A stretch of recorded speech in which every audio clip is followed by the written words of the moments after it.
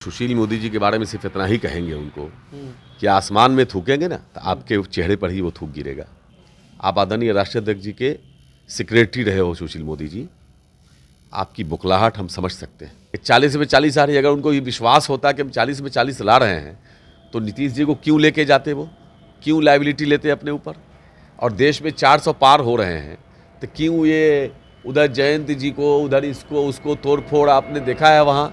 इतना जवाब दे दे नीरज जी या नीतीश जी या उनके पार्टी के कोई भी आदमी कि 2022 में बीजेपी को छोड़ के इधर क्यों आए थे और फिर इधर से छोड़ के उधर क्यों गए। नीरज जी तो खुद परेशान, हताश, निराश है। उनको पता है कि मई के बाद जदयू ख़त्म हो जाएगी।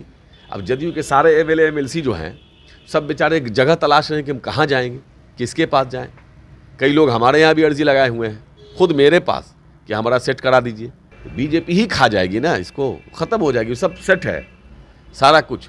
मई के बाद जेडीयू ख़त्म हो जाएगी। जेडीयू का हाल मई के बाद वही होगा कि इस दिल के टुकड़े हजार हुए, कोई यहाँ गिरा कोई वहाँ गिरा। देश के प्रधानमंत्री नरेंद्र मोदी बिहार दौरे पे आए तो परिवारवाद को लेकर के जमकर बरसे। उसके बाद देखिए परिवारवाद को लेकर के बिहार में राजनीति शुरू हो गई है।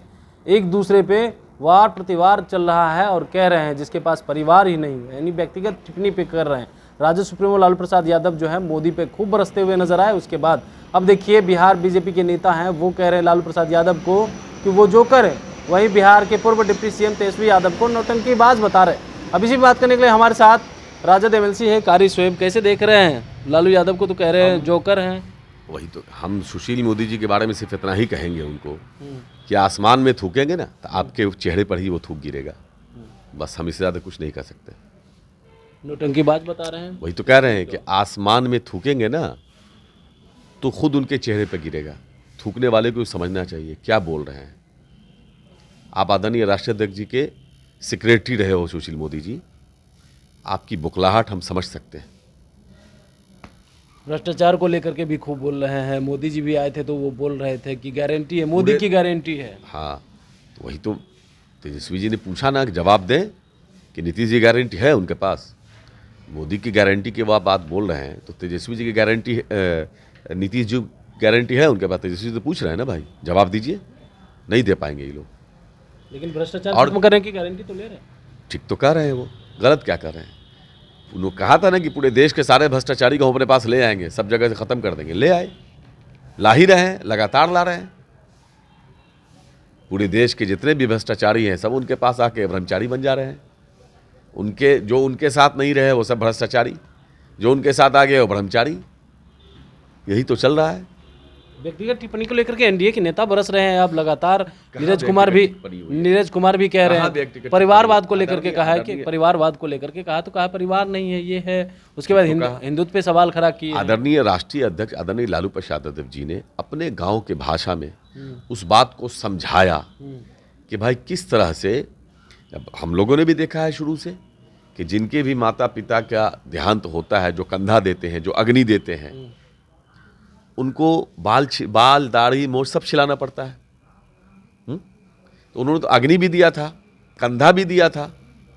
तो उन्होंने अपने हिंदू धर्म का जो रीति रिवाज है उन्होंने बताया, गांव के भाषा में अच्छे से अपने लोगों को समझाया। उसमें गलत क्या, उस पर न जवाब दो कि क्यों नहीं छिलवाया, ये जवाब दो। तो चूंकि जवाब तो है नहीं इनके पास। अब दुनिया जानती है कि नौटंकीबाज कौन है इस देश में सबसे ज़्यादा।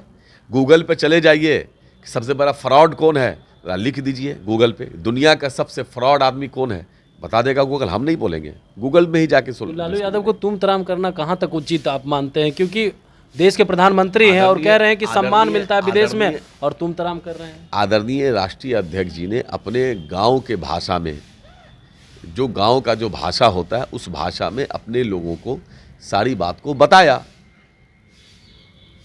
यही तो बात है। भाषा में भी तुम तराम किया जाता है। बिल्कुल होता है, क्या नहीं होता है। पोस्ट को लेकर के होता है। नहीं, गांव के भाषा में मैंने आपको कहा ना एक बात कि आदरणीय राष्ट्रीय अध्यक्ष जी ने अपने गांव के भाषा में उन्होंने वो बात बताया। उसका जवाब देना। भारतीय जनता पार्टी ये बात कहने के बजाय उसका जवाब दे। आज तक अपने डिग्री का जवाब नहीं दे सके ये लोग। आदरणीय राष्ट्रीय अध्यक्ष जी जो बात कही है, सच्चाई लोगों के सामने ला दिया तो लोग बिलबिला गए हैं, व्याकुल हो गए हैं कि भाई क्या जवाब दें लोगों को, क्योंकि धर्म के नाम पर ही सारा कुकर्म ये लोग करते हैं।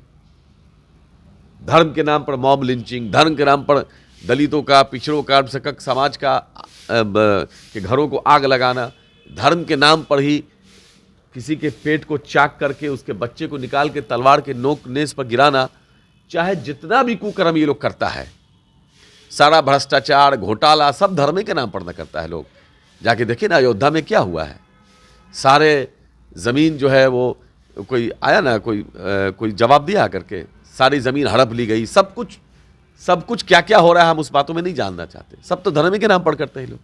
तो उसका जवाब क्यों नहीं देता है लोग, कोई जवाब तो नहीं देता है। अपने दलित की बात की, लेकिन दलित पे अत्याचार कह रहे हैं कि लालू प्रसाद यादव और उनके जाति के लोगों ने किया है सबसे ज्यादा।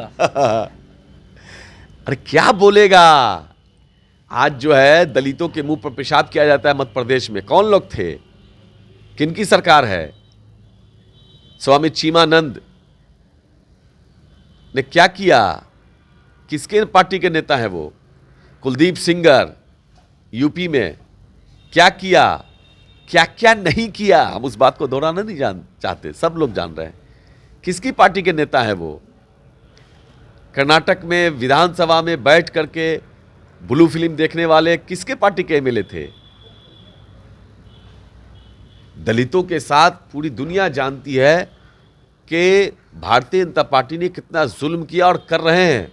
उनके आरक्षण को कई जगह से ख़त्म कर दिया गया और बाकी जगह ख़त्म करने की कोशिशें हो रही हैं। कौन कर रहा है? असल में कल की जो महारैली हुई और उससे पहले जो विश्वास यात्रा पूरे बिहार में तेजस्वी जी के हुआ है, पूरे बिहार के दलित, पिछड़ा, अत्यंत पिछड़ा समाज के लोग, सभी ए टू जेड बहुजन समाज के लोग, सारे समाज के लोग गोलबंद हो गए तेजस्वी जी के को जिस तरह से विश्वास दिलाने का काम किया है। भाजपा बौखला गई है। लगता है वो लोग बौखलाएंगे। वो लोग तो कह रहे हैं 40 में 40 आएगी, पूरे देश में 400 पार आएंगी फिर से मोदी सरकार। पहले भी बोल रहे थे कि 40 में 40 आ रही है। अगर उनको ये विश्वास होता कि हम 40 में 40 ला रहे हैं तो नीतीश जी को क्यों लेके जाते, वो क्यों लायबिलिटी लेते अपने ऊपर? और देश में 400 पार हो रहे हैं तो क्यों ये उधर जयंत जी को, उधर इसको उसको तोड़ फोड़? आपने देखा है वहाँ चंडीगढ़ में किस तरह से एक मेयर के चुनाव में जिस तरह से घटिया काम किया और सुप्रीम कोर्ट का जो लथाड़ लगा। इनकी बेचैनी आप नहीं देख रहे हैं। एक आखिरी सवाल लेंगे, नीरज है कि हम जा रहे हैं आखिरी। नीरज कुमार कह रहे हैं बाप 1 नंबरी तो बेटा 10 नंबरी है। अच्छा, तो उनको बोलने में कोई रोका है? कोई बोलने के लिए रोका है उनको?